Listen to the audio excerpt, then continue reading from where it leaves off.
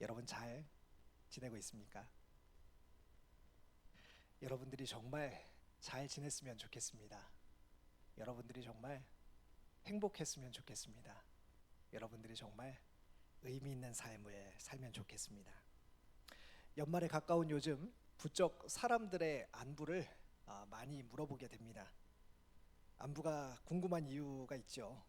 목사니까 당연히 청년들의 안부가 궁금할 테고요.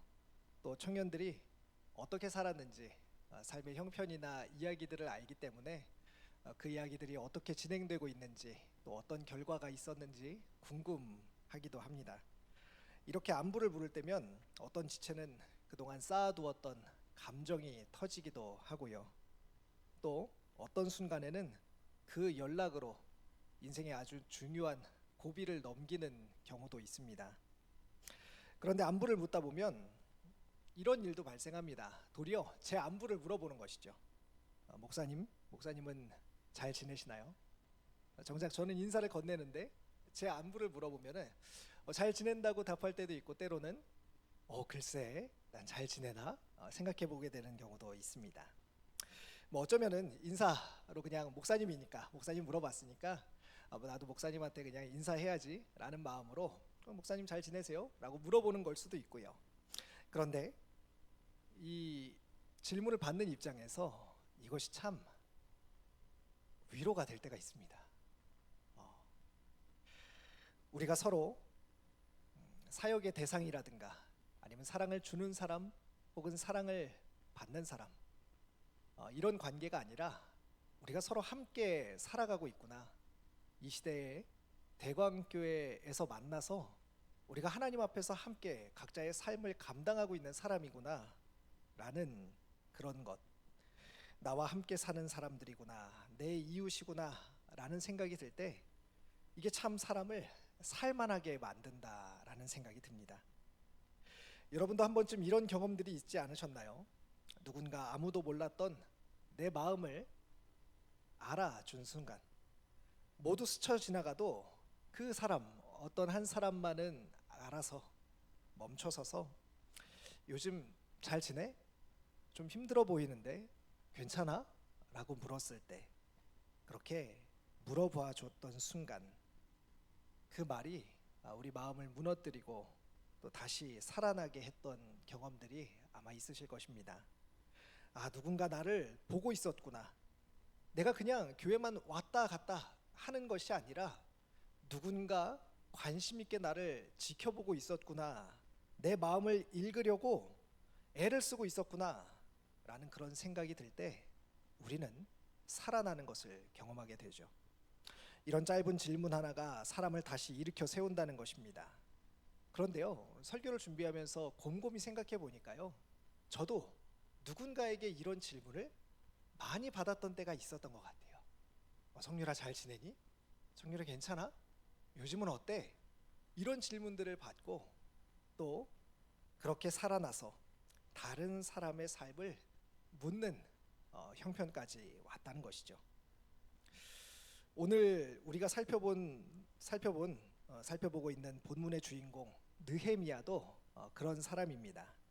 그는 페르시아 왕궁에 있는 고위 관료직입니다. 매우 안정된 삶을 살고 있었던 사람이죠. 그러나 그는 사람들의 형편을 물었고 또 그 이야기를 들었고 함께 아파하면서 기도합니다. 작은 시작이 무너졌던 민족을 회복시키는 위대한 사역으로 이어졌다는 것을 느헤미야 이야기 전체가 우리에게 소개해주고 있습니다. 사랑하는 청년 여러분, 우리에게 맡겨진 것은요 어떤 거창한 사역이 아닙니다. 뭐 한 나라를 어떻게 해야 된다든가 세계를 어떻게 해야 된다든가 그런 일들이 아닙니다. 단지 누군가의 마음을 묻고 그 이야기를 들어주고 하나님 앞에 함께 아파하는 것에서 우리의 사역은 시작됩니다.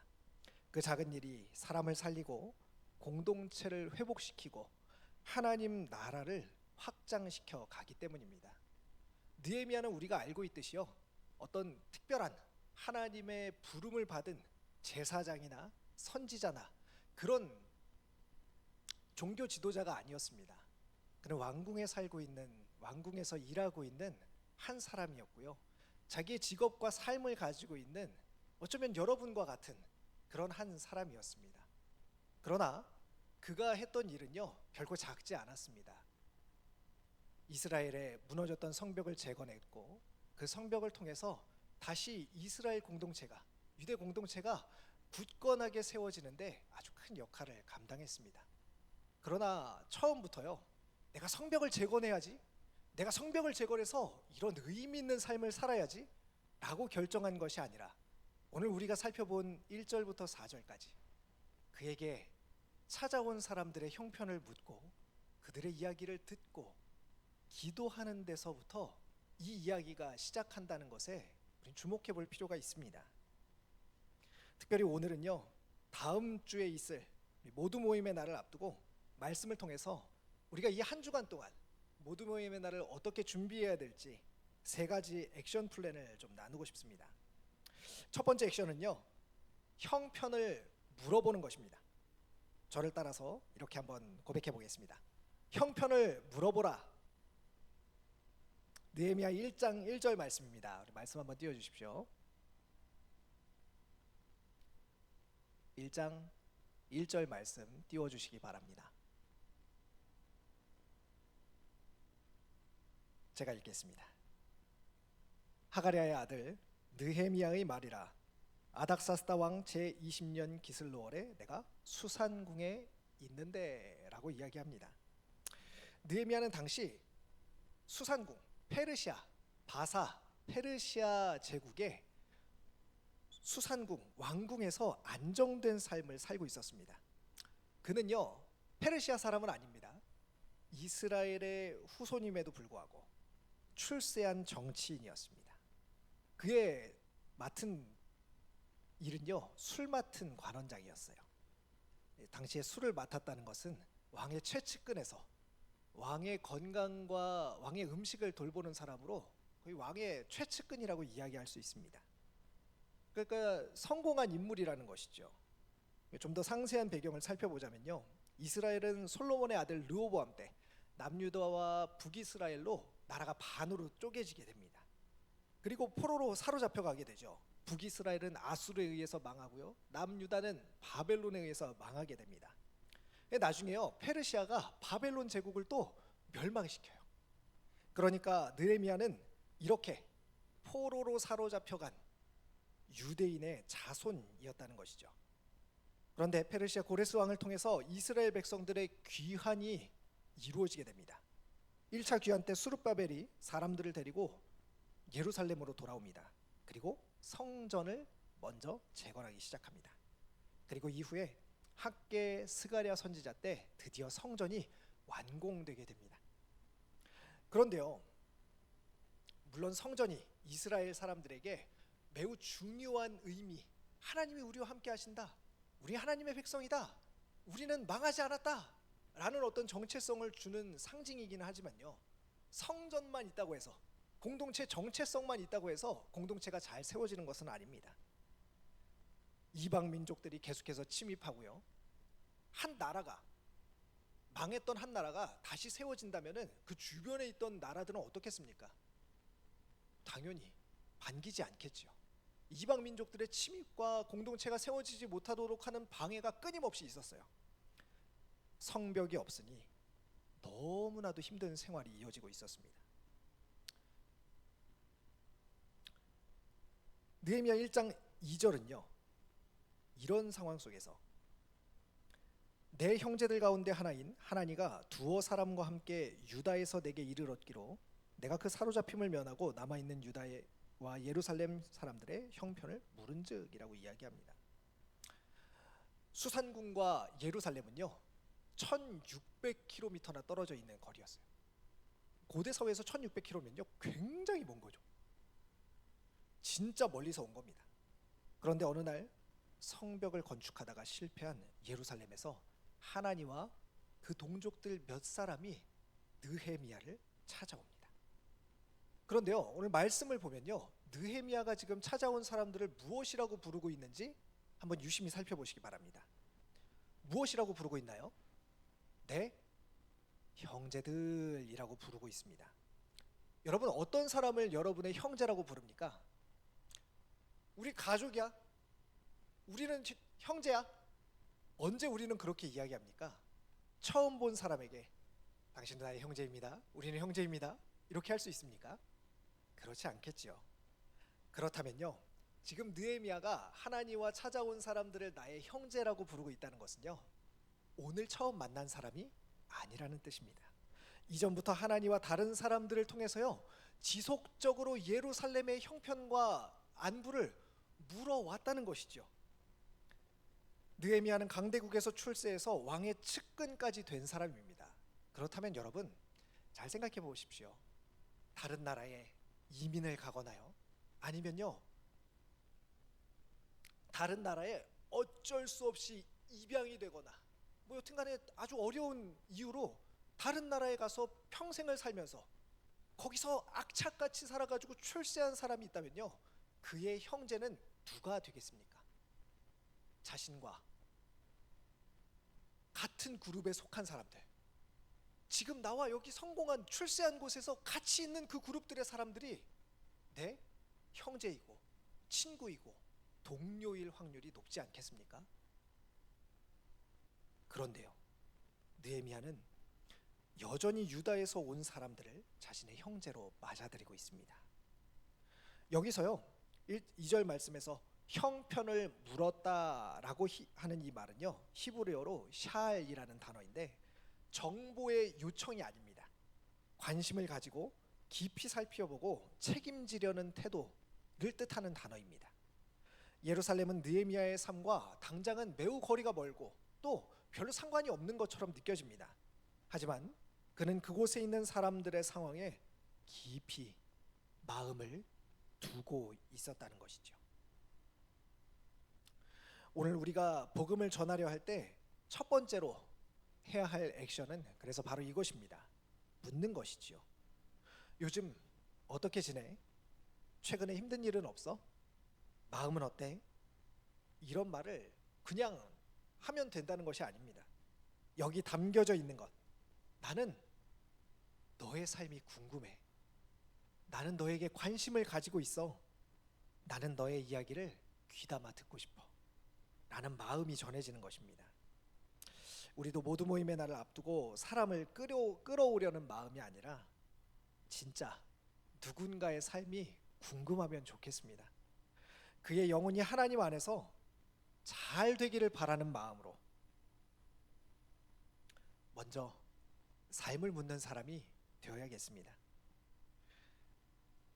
성경은 마지막 때의 징조가 사람들이 자기를 사랑한다고 말합니다. 사랑이 식는다고 말합니다. 타인에게 무관심해진다고 말합니다. 그러니 복음을 전하는 삶, 복음으로 사는 삶이란 그 반대로 이웃을 사랑하고 타인을 형제로 맞아들이는 그런 삶을 이야기하는 것이죠. 혹시 요즘 어떻게 살아야 하는지 잘 모르겠는 분들 계십니까? 야, 이거 어떻게 살아야 되지? 내가 어떻게 살아야 잘 사는 거지? 이런 고민을 가지고 있는 분 계신가요? 타인을 궁금해하십시오. 안부를 물어보십시오. 그것이 복음으로 사는 출발점입니다. 두 번째로는요, 근데 묻기만 하면 되겠습니까? 묻기만 하고 끝나는 것은 의미가 없죠. 왜 점차 이런 안부 인사들, 요즘 어떻게 지내? 잘 지내요? 우리 순모임이나 소그룹 모임에서도 이런 질문들은 많잖아요. 이번 한 주 어떻게 지내셨나요? 잘 지냈습니다.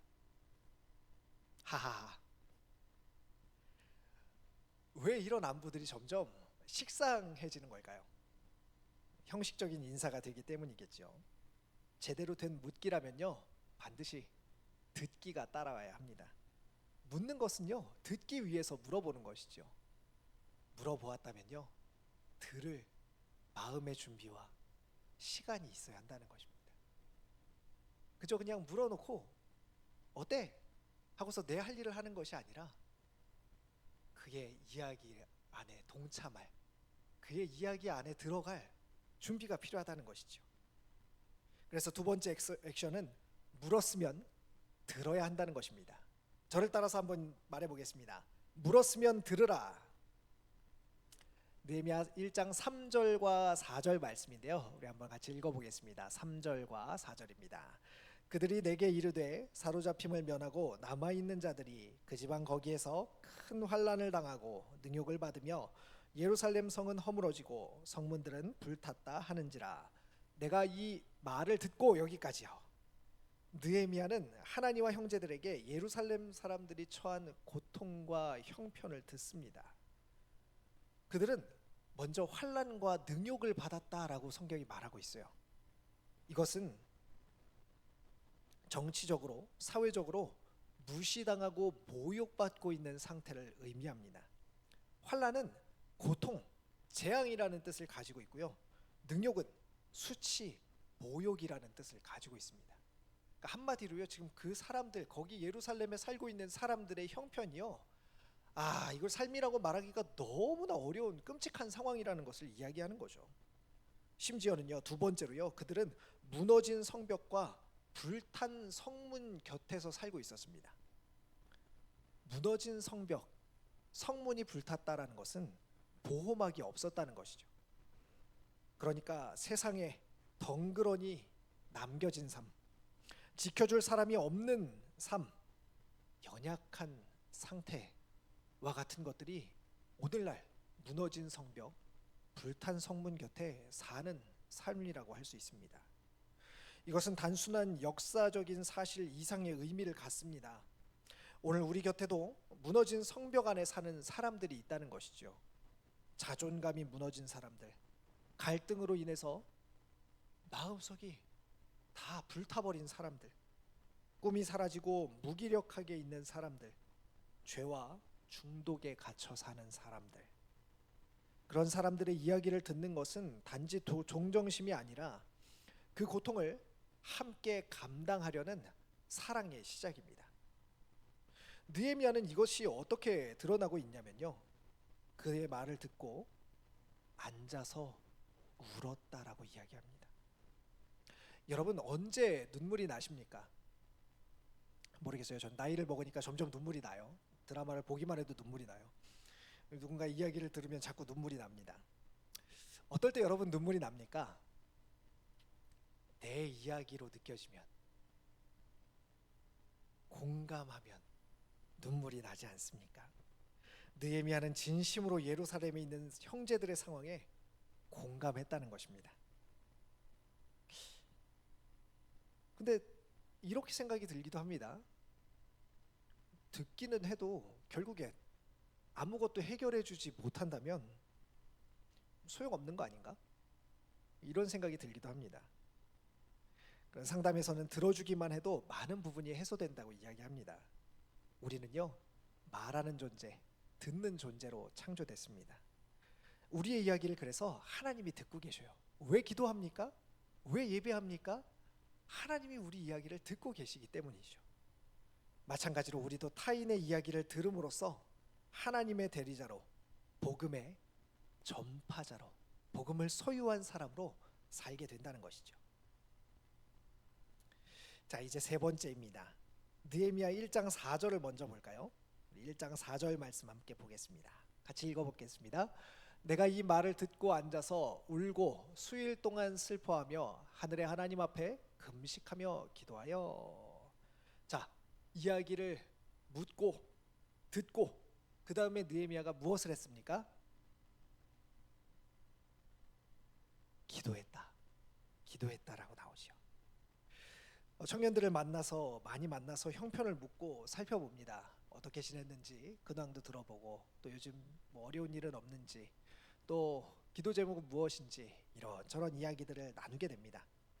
목사가 여러분들을 만나자고 하는 이유는 무엇일까요? 연말이 되었죠. 슬슬 제 연락을 피할 때가 되었는데요, 일을 시키기 위해서는 아닙니다.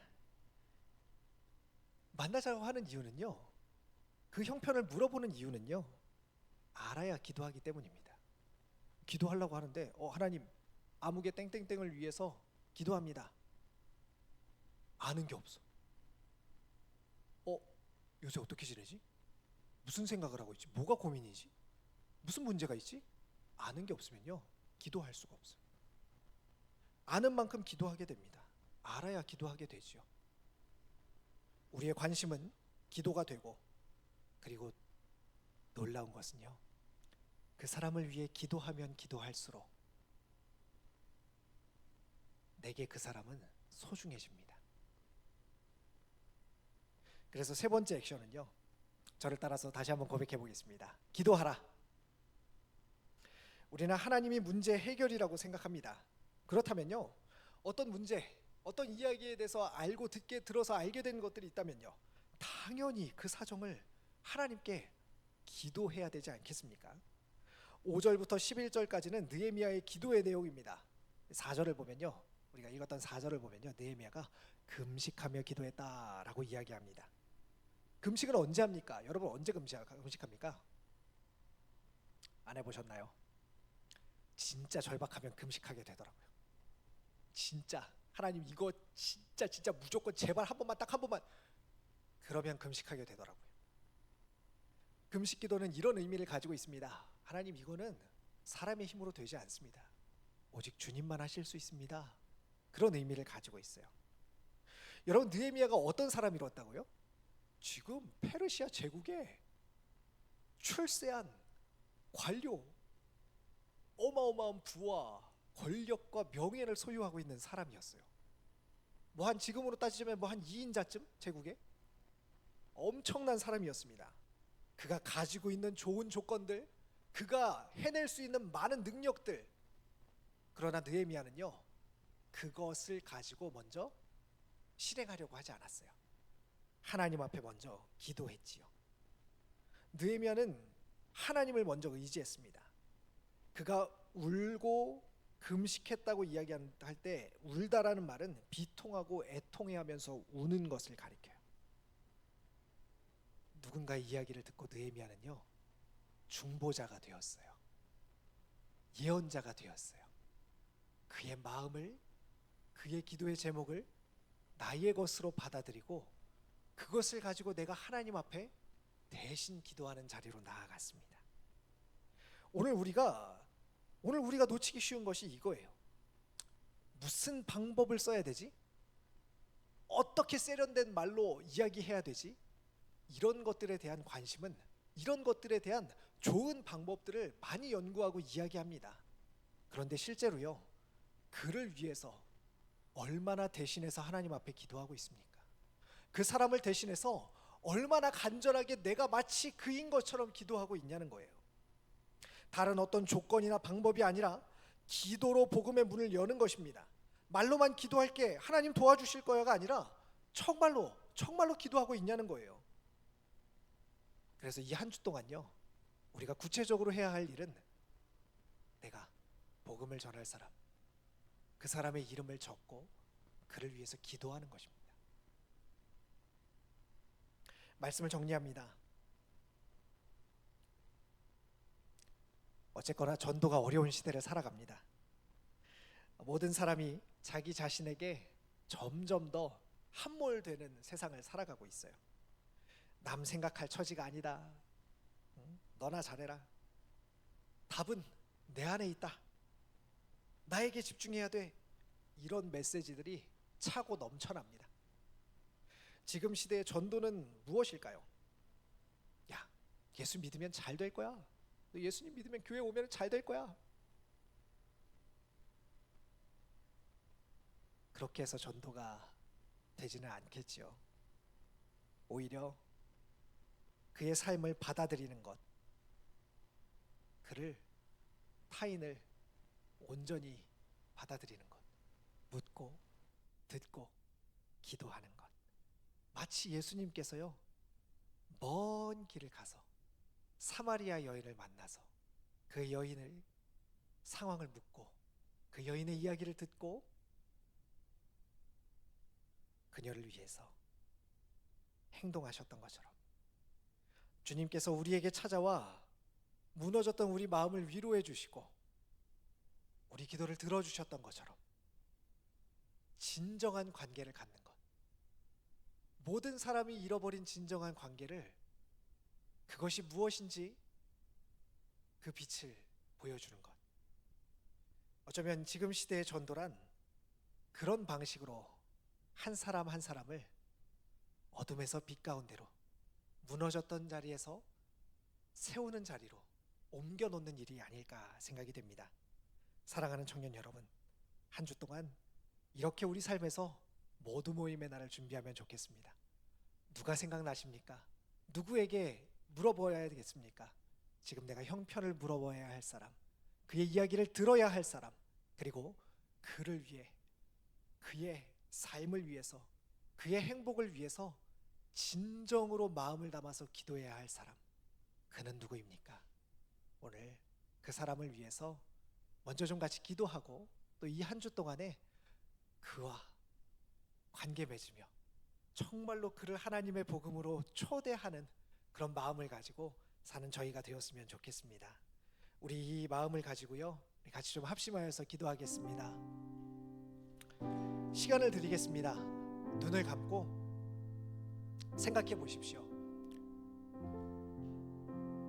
내가 아는 사람들, 수많은 이름들 중에서 누구에게 물어보면 좋을까요? 아이, 너무 뜬금없는데, 너무 오랫동안 연락 안 했는데.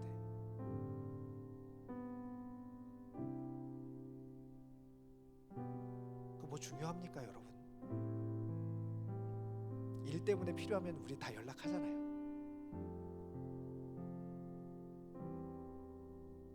그런 마음들은 내려놓고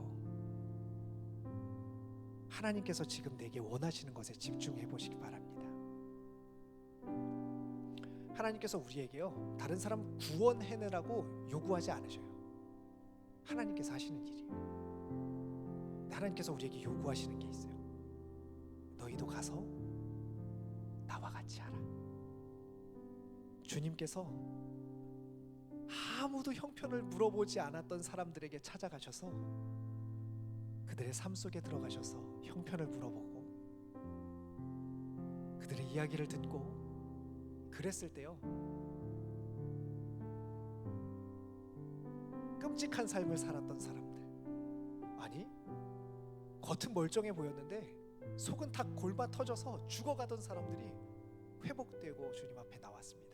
그 사람들이 복음의 증인으로 세워져서 또 다른 사람들에게 복음은 이런 것이야 라고 전하는 삶을 살았어요.